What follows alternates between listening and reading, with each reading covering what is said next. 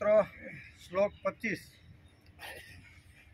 रामं दूर्वादलश्यामं पद्माक्षं पीतवाससं स्तुवन्ते नामभिदिव्ये न ते संसारिणो नरा।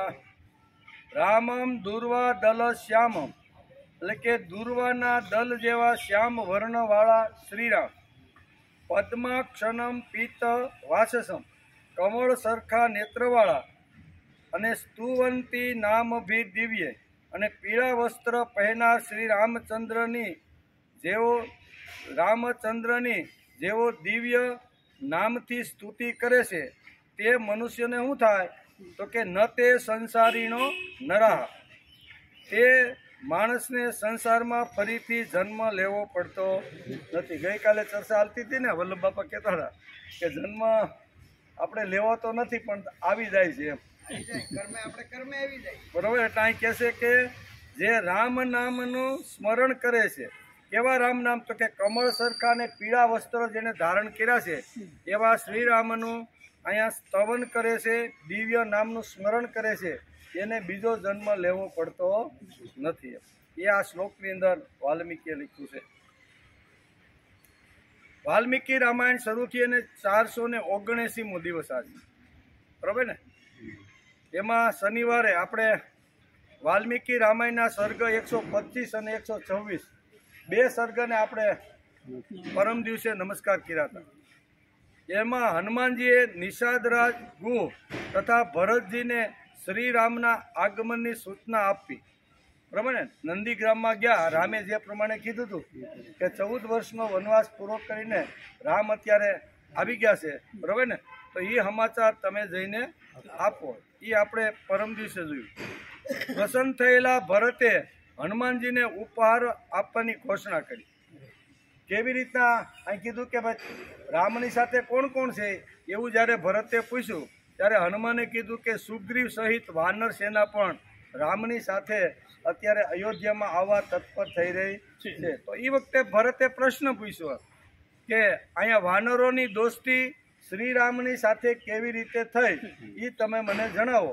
તો હનુમાનજી આખી વૃત્તાંત, બરાબર ને, એ ચિત્રકૂટ સુધી તો ભરતને ખબર હતી, તમને ખબર હતી, એટલે કહે છે કે ત્યાં સુધીની વાત તો હું તમને કહેતો નથી, પણ ચિત્રકૂટથી આગળ રામ ગયા એ પછી કઈ કઈ ઘટનાઓ બની છે અને ઋષ્યમુખ પર્વત ઉપર અહીંયા વાનરો સાથે રામને કેવી રીતની દોસ્તી થઈ છે એ તમે પૂછ્યું છે, એટલે મારી પાસેથી તમે સાંભળો। એમ કરીને હનુમાનજીએ અહીંયા ચિત્રકૂટથી શરૂઆત થઈ અને પાછા શું કહેવાય લંકાપતિ રાવણને મારીને જ્યારે પાછા આવ્યા ત્યાં સુધીની આખી વૃત્તાંત એમણે ભરતજીને સમજાવી દીધો।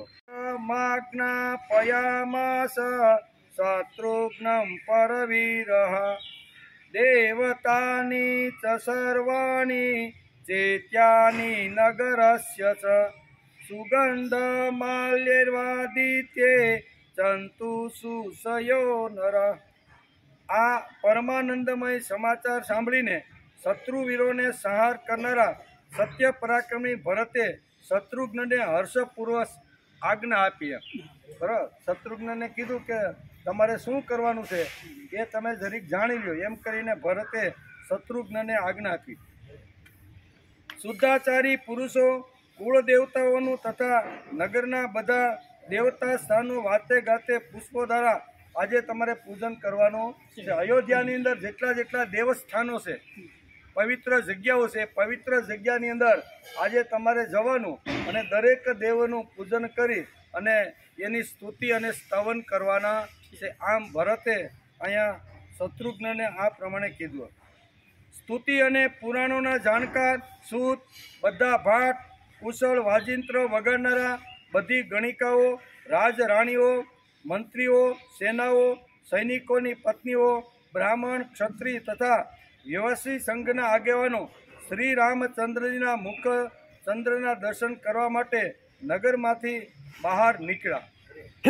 બહાર નીકળ્યું, નંદીગ્રામ જવા માટે બધા તૈયાર થઈ ગયા। અહીંયા ભરતે કીધું કે રામ આવી રહ્યા છે, તેથી શત્રુઘ્ને કે તમે આવી રીતની તૈયારી કરો પૂજાની દરેક મંદિરે, અને નગરને સમાચાર આપી દો કે રામ અત્યારે 14 વર્ષ વનવાસ પૂરા કરી અને ભરદ્વાજ ઋષિના આશ્રમ સુધી આવ્યા છે, અહીંયા હમણાં ટૂંક સમયમાં આવશે. આ બધું સાંભળીને બધા જે રાજરાણીઓ તેમજ સેનાઓ અને સેનાઓની પત્નીઓ, બ્રાહ્મણ, ક્ષત્રિય જે કાંઈ નગરની અંદર બધા હતા એ બધા નંદીગ્રામ તરફ જવા લાગ્યા. ભરતની આ વાત સાંભળીને શત્રુવીરોનો સંહાર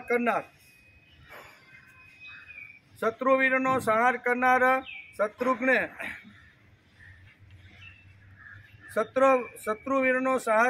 શત્રુઘ્ને અનેક હજાર મજૂરોની અલગ અલગ ટુકડીઓ બનાવીને એમને આજ્ઞા આપી, તમે બધા ઊંચી ભૂમિઓને સમતળ બનાવી દો. અયોધ્યાથી નંદીગ્રામ સુધીનો માર્ગ સ્વચ્છ કરી દો. આજુબાજુની આખી ભૂમિ પર બરફ જેવા ઠંડા પાણીનો છંટકાવ કરી દો, જેથી રામ અયોધ્યામાં પ્રવેશ કરે એ વખતે ધૂળ ઉડે નહીં.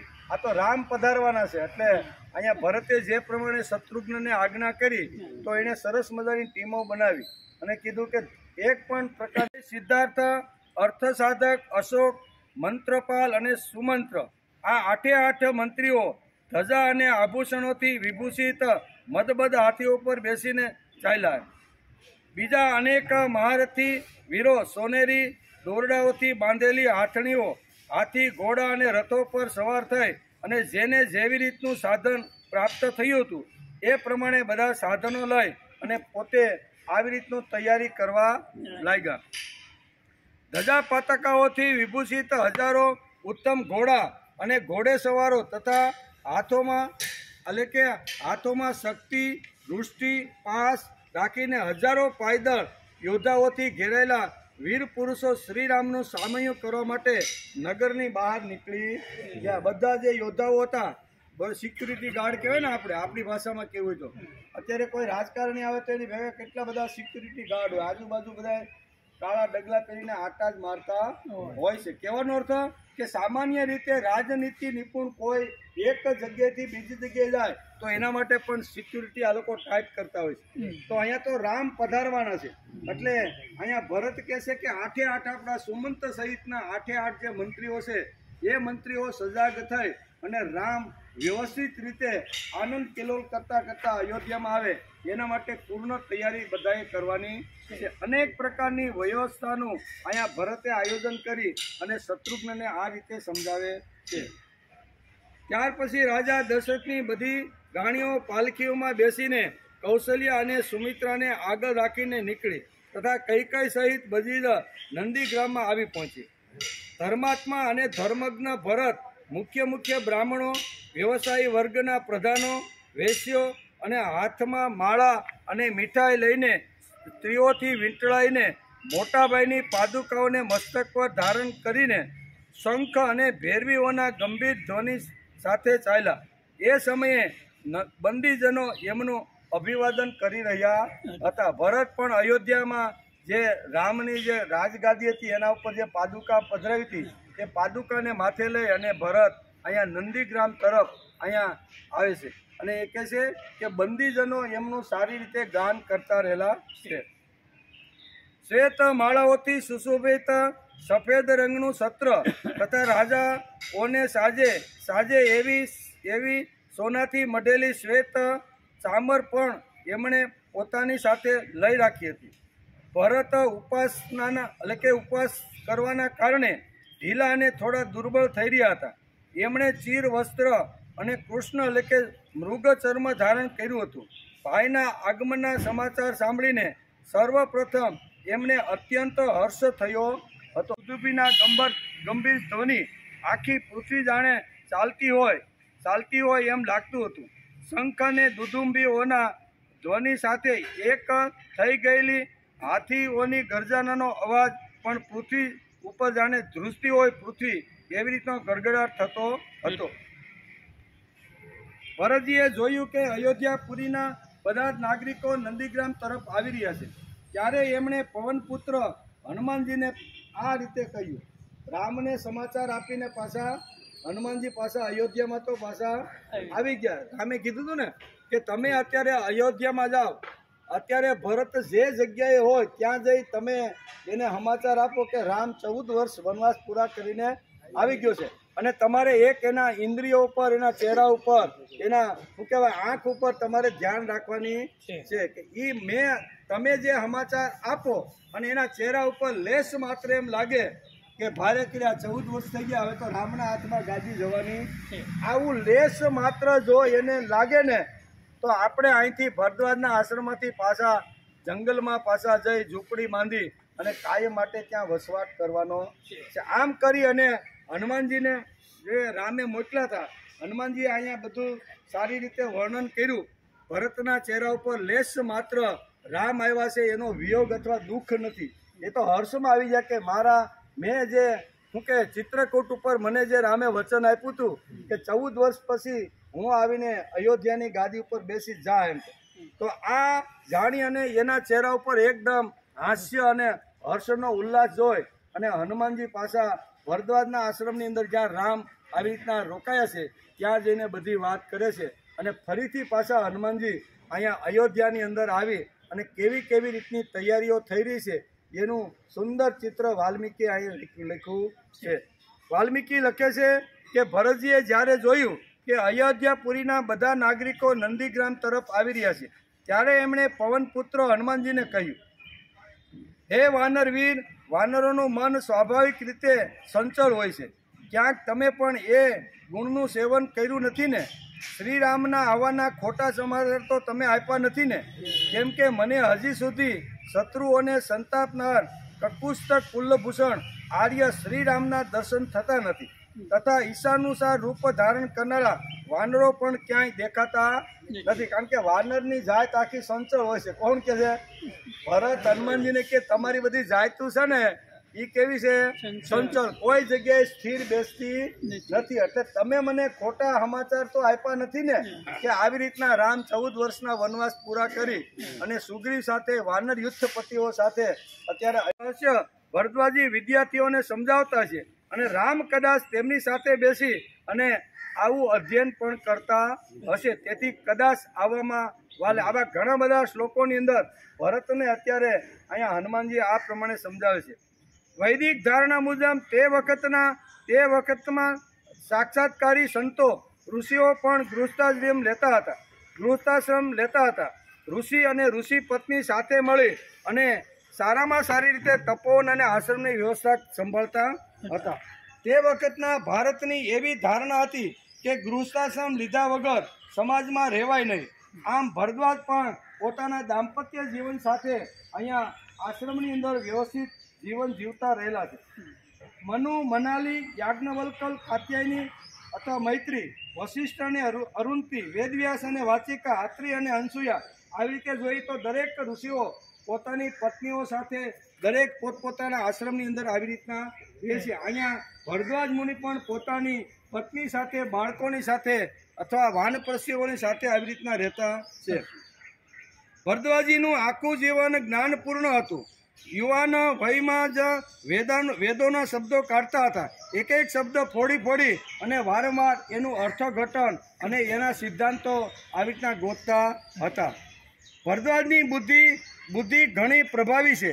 તેથી રામ અને લક્ષ્મણ પણ તેમની સાથે બેસી વેદોનું ઊંડું અધ્યયન કરતા હશે. તેથી કદાચ આવવામાં થોડોક વિલંબ પણ થાય, પણ વાનર સંચળ છે એનો અર્થ એવો નથી કે મેં તમને ખોટા સમાચાર આપ્યા છે. સમાચાર હંમેશા સત્ય છે એમ કે. ભરદ્વાજીના જીવનમાં એક પ્રસંગ બન્યો હતો.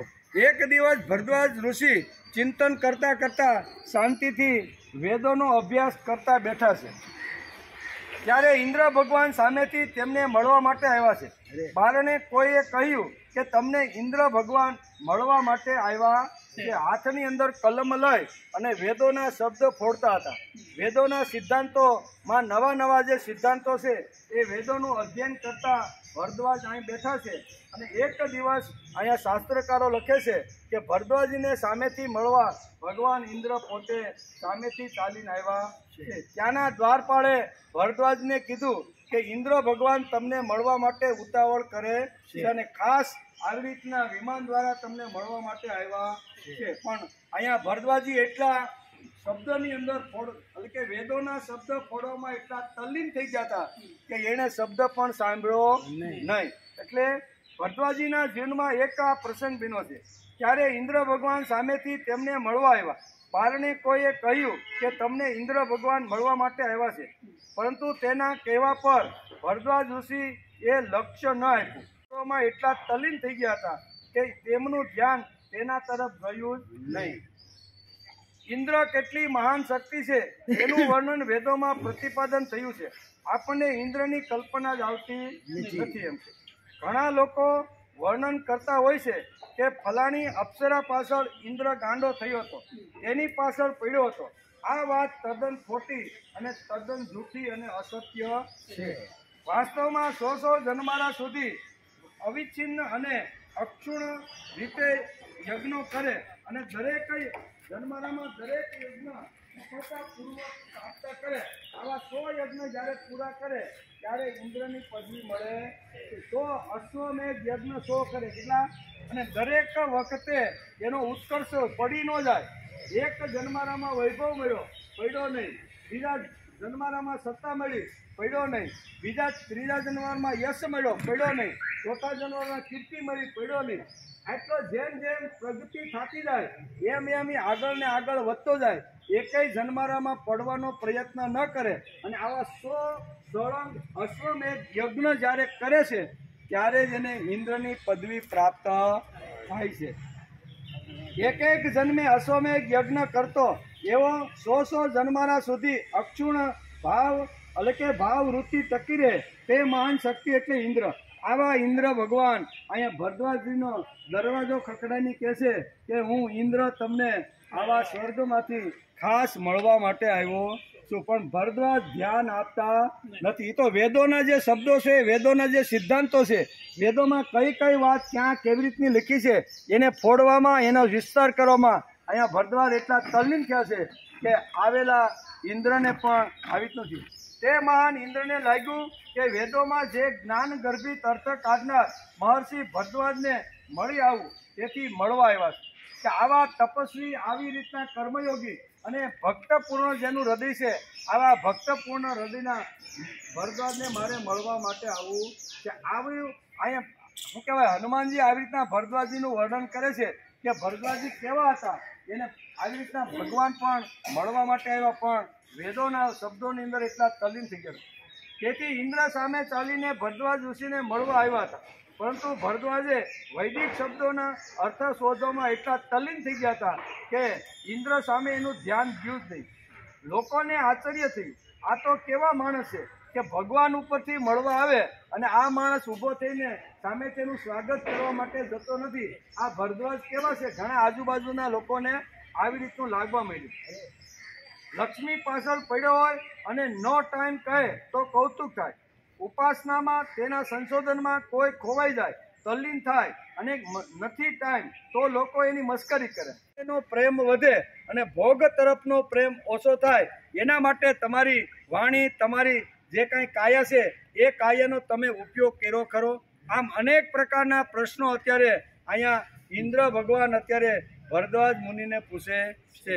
ભરદ્વાજને કહે છે અને ભરદ્વાજ ઋષિ પાસે કબૂલ કરાવ્યું કે તેમણે લોકસંગ્રહનું કાર્ય કરવું જોઈએ.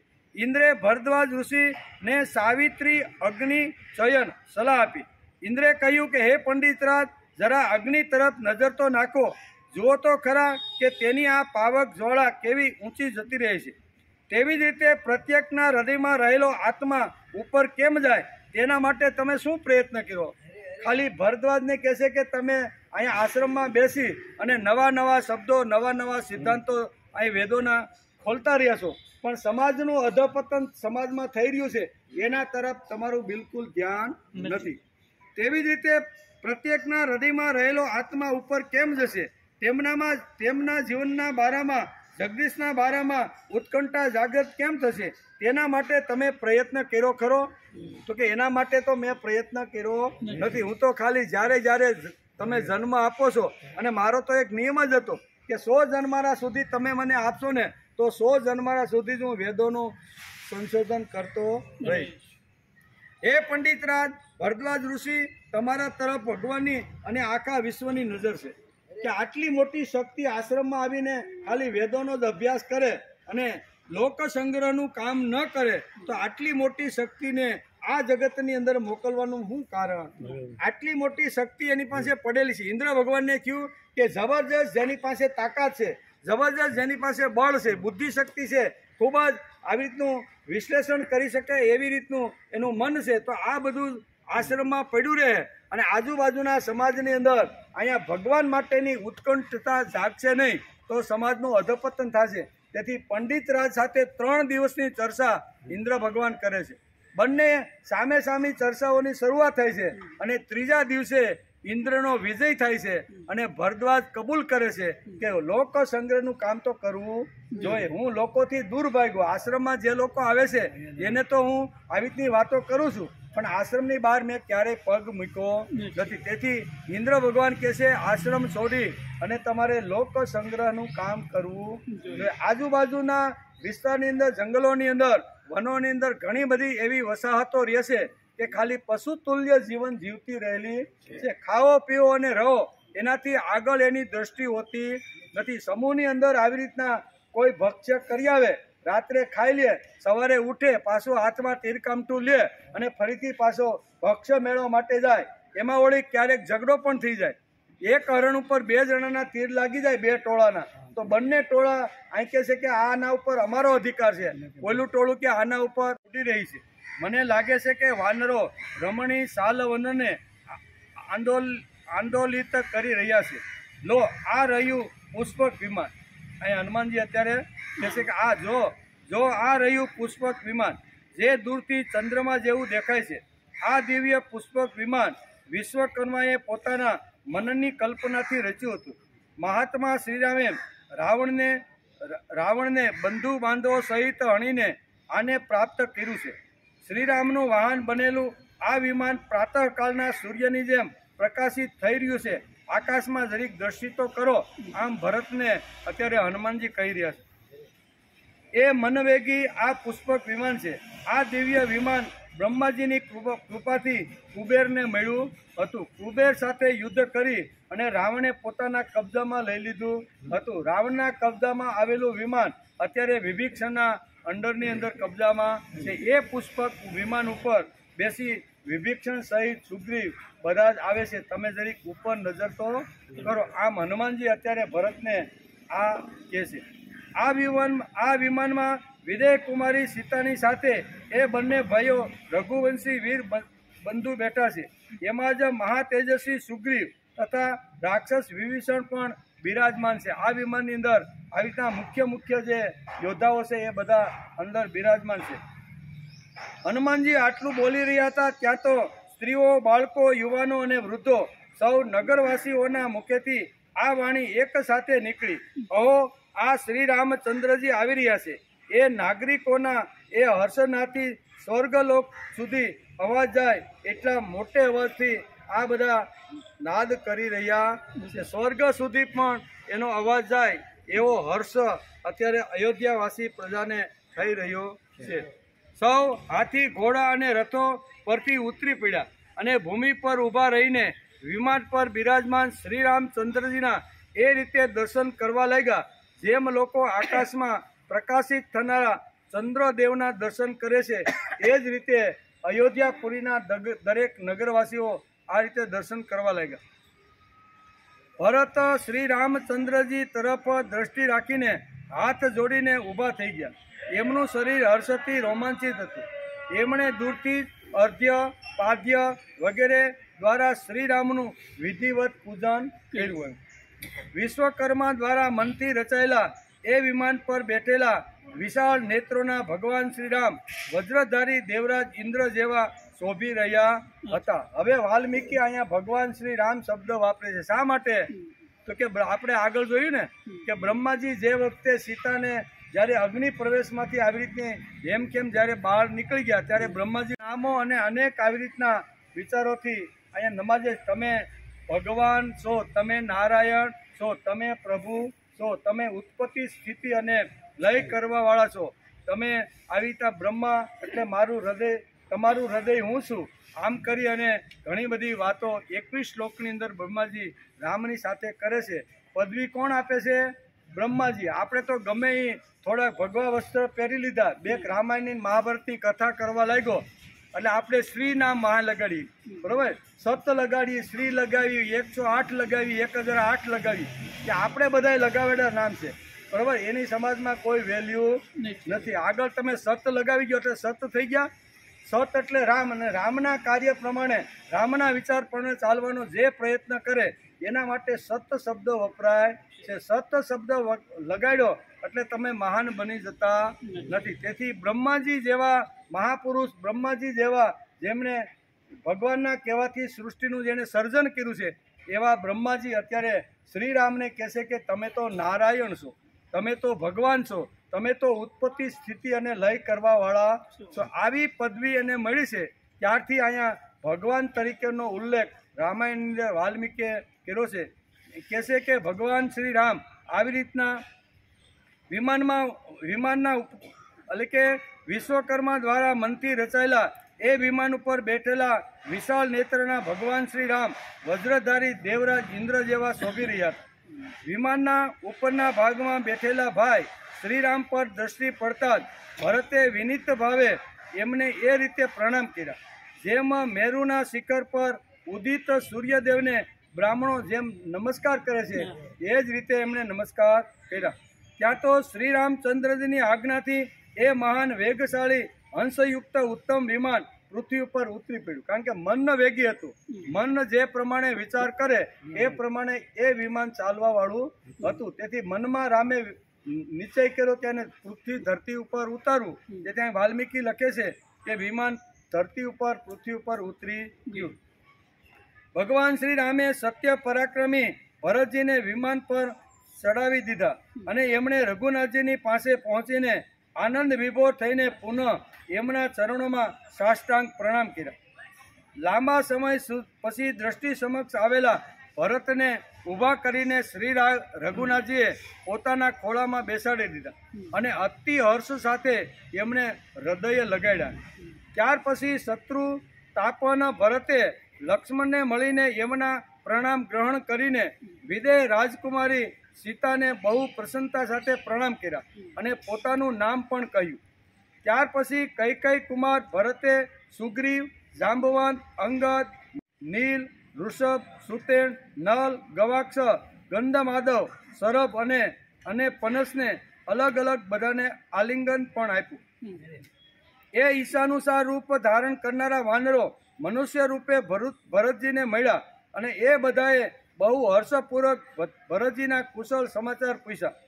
ધર્માત્માઓમાં શ્રેષ્ઠ મહાતેજસ્વી રાજકુમાર ભરતે વાનરરાજ સુગ્રીવને હૃદય લગાવીને એમને આ પ્રમાણે કીધું. બહુ સરસ અહીંયા વાલ્મીકી લખે છે અને કહે છે, ત્વમાસ્કતમ ચતુર્ણાવે ભાતા સુગ્રીવ પંચમ સૌહૃદય જાયતે મિત્ર પરોપવિત લક્ષ્મણ.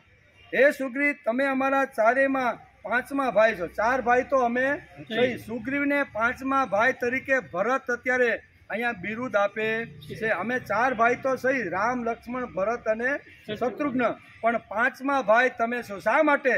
કે મેં હનુમાનજી પાસેથી તમારું પરાક્રમ, તમે કરેલી સેનાની તૈયારી, ચારે દિશામાં સીતાની ગોદ કરવા માટે તમે જે પુરુષાર્થ કર્યો છે, પ્રયત્ન કર્યો છે, આટલો પ્રયત્ન કોઈ કરી શકતું નથી. એટલે તમે મારા પાંચમા ભાઈ છો. હે સુગ્રીવ, તમે અમારા ચારેયના પાંચમા ભાઈ છો. કેમ કે સ્નેહપૂર્વક ઉપકાર કરવાથી કોઈ પણ મિત્ર બને છે અને મિત્ર પોતાનો ભાઈ જ છે. અપકાર કરવા એ શત્રુનું લક્ષણ છે. ત્યાર પછી ભરતે વિભીષણને સાંત્વન આપતા એમને કહ્યું કે હે રાક્ષસરાજ, બહુ સૌભાગ્યની વાત છે કે તમારી સહાયતા મળતા શ્રી રઘુનાથજીએ અત્યંત દુષ્કર અને ઘણું મુશ્કેલ કામ કરી નાખ્યું. હનુમાનજી પાસે આ બધો વૃત્તાંત મેં પ્રથમ જ્યારે મને સમાચાર આપવા આવ્યા ત્યારે આ બધો વૃત્તાંત મેં એમની પાસેથી સાંભળી લીધો છે. એટલે તમે અત્યંત દુષ્કર કાર્ય કર્યું છે, તેથી તમે અમારા પાંચમા ભાઈ છો. એ સમયે વીર શત્રુઘ્ને પણ શ્રીરામ અને લક્ષ્મણને પ્રણામ કરીને સીતાજીના ચરણોમાં વિનયપૂર્વક મસ્તક નમાવ્યું. માતા કૌશલ્યા શોકના કારણે અત્યંત દુર્બળ અને કાંતિહીન થઈ ગયા હતા. એમની પાસે પહોંચીને શ્રીરામે નતમસ્તક થઈને એમના બંને ચરણ પકડી લીધા અને માતાના મનને અતિ હર્ષ અને પ્રદાન થયો. પછી સુમિત્રા અને યશસ્વીની કૈકેયીને પ્રણામ કરીને એમણે બધી માતાઓનું અભિવાદન કર્યું. ત્યાર પછી એ રાજપુરોહિત વશિષ્ઠની પાસે આવ્યા. તે સમયે અયોધ્યાના બધા નાગરિકોએ હાથ જોડીને શ્રી રામચંદ્રજીને એક સાથે કહ્યું કે માતા કૌશલ્યનો આનંદ વધારનાર હે મહાબાહુ શ્રીરામ, તમારું સ્વાગત છે. અયોધ્યા તમારું સ્વાગત કરી રહી છે. ઉપર રાખીને 14 વર્ષ સુધી મેં તમારી ધરોહરને સંભાળવાનો પ્રયત્ન કર્યો છે. તમે આપેલું જે રાજ્ય છે, તમે આપેલું જે સૈન્ય છે, તમે આપેલો જે કોષ, તિજોરીની ચાવી આપીને મને જે કીધું હતું, એ બધા કોષની અંદર મેં વૃદ્ધિ કરી છે. તેથી આ તમે હવે સંભાળો.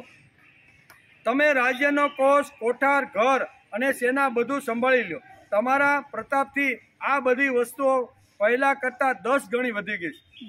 તમારા પ્રતાપથી માણસને આ કહેતા આવડવું જોઈએ. આપણી પાસે ગમે તેટલું ધન આવે, ગમે તેટલી બુદ્ધિ આવે, ગમે તેટલા આવી રીતની કીર્તિ ને યશ અને સત્તા આવે, તો સવારે અથવા સાંજે ભગવાન પાસે બેસીને કહેવું છે કે ભગવાન તારી જ કૃપાથી આ બધું મારા ઘરની અંદર વધતું રહેલું છે. ભરતે શું કીધું કે આ તમારી જ કૃપાથી 10 ગણું તમે જે ધરોહર મને સંભાળવા માટે આપી હતી એનું આજે 10 ગણું કરીને હું તમને આપું છું. અને આ તમારી કૃપાનો જ પ્રસાદ છે. તમારી મીઠી નજર, તમારી મીઠી દ્રષ્ટિ, તમારો મીઠો મારી ઉપરનો કારુણ્યનો જે ભાવ છે, એ ભાવની વૃદ્ધિ અત્યારે મેં 10 ગણી કરી દીધી છે. આપણે પણ સવાર સાંજ જ્યારે અગવડમાંથી સગવડતા મળે અથવા આપણી પાસે ન હોય ને કાંઈ આવે તો પહેલો પ્રભુનો આભાર માનવો જોઈએ. આપણે બધા ખેડૂતના દીકરા રોજ આપણે એમાંથી રોજ પસાર થઈએ છીએ.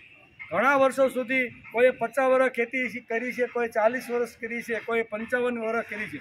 તો જે વખતે આપણે શું કહેવાય પહેલો વરસાદ પડે અને મુઠ્ઠી અનાજ લઈ અને આપણે ખેતરની અંદર જુવાર, બાજરો કે જે કાંઈ આપણે વાવતા હોય એ આપણે વાવી, નિંદામણ કરી, આંતરખેડ કરી, ખાતર નાખી અને 4 મહિના પછી આપણા ગામડાઓની અંદર ખળાઓ હતા. બધાને એ પાક પેલો ક્યાં આવે? ખળામાં જ લાવતા. આખા ગામના નાના મોટા જે કાંઈ પાક હોય ને એ ખળામાં ગામના પાદરે ભેગા થાય. તો એ વખતે માનો કે બાજરાના ડુંડા આપણે ખેતરમાંથી લાવ્યા અને ખળાની અંદર નાખ્યા. એ વખતે માણસ વિચાર કરે છે કે ભગવાન 4 મહિના પહેલાં હું 4 દાણા ખેતરની અંદર નાખ્યો હતો, 4 દાણામાંથી 4000 દાણા બનાવવાનું તે કામ કર્યું છે. તું હતો તેથી આની અંદર દાણા આવ્યા, તું હતો તેથી આની અંદર રસ પુરાણો, તું હતો તેથી આ પરિપક્વ થયા, અને તું આની અંદર બેઠો છે તેથી આખું વરસ સંઘરી શકાય એવી રીતનું બનાવવાનું દૂધને તે જમાવી, બરાબર, જુવારના દાણામાં જે સફેદ દૂધ હતું એને જમાવી અને આખું વરસ અમે ખાઈ શકીએ એવી રીતનું કામ કરવાવાળો તું છો. એમ કરી અને જુવારનું જે દાંડું હોય તે અને બાજરાનું કે બાજરાનું લોથું હોય તે એ આપણે લઈને ભગવાન શિવજીના મંદિરે જાય કે નહીં? અને જઈને શું કહીએ આપણે કે ભગવાન તારી કૃપાથી આ બધું મને મળ્યું છે. ભગવાન કે ભાઈ હું તો 4 મહિના સુધી હૂતો હતો, મારી કૃપા છે નહીં, હું તો કાંઈ મારું તો આમાં કાંઈ છે નહીં. એ કે ભલે તમે હૂતા હતા પણ તમારી દ્રષ્ટિ અમારા પાક ઉપર હતી. પુરોહિત વશિષ્ઠ પુત્ર સુયજ્ઞ, વશિષ્ઠ હતો ને એના પુત્ર કેવા? સુયજ્ઞ. એ અત્યારે અયોધ્યાની ગાદી ઉપર જે હું પુરોહિત છે એ અત્યારે પુરોહિત એના ઉપર બેઠેલા છે, તેથી એના માટે વશિષ્ઠ શબ્દ. એ જ રીતે એમના ચરણ સ્પર્શ કર્યા. જેવી રીતે દેવરાજ ઇન્દ્ર બૃહસ્પતિના ચરણ સ્પર્શ કરે છે એવી જ રીતે શ્રીરામે અહીંયા વશિષ્ઠ પુત્ર સુયજ્ઞના આવી રીતના ચરણ સ્પર્શ કર્યા. પછી એમને એક સુંદર અલગ આસન પર બિરાજમાન કરીને એમની પાસે બીજા આસન ઉપર એ પણ બેસી ગયા. ઇત્યાર્થે શ્રીમદ રામાયણે વાલ્મીકે આદિકાવ્ય યુદ્ધકાંડે સપ્ત વીસ સત્ય ધીક સગ સમાપ્ત. આ રીતે શ્રી વાલ્મીકી રચિત આર્ષ રામાયણ આદિકાવ્યના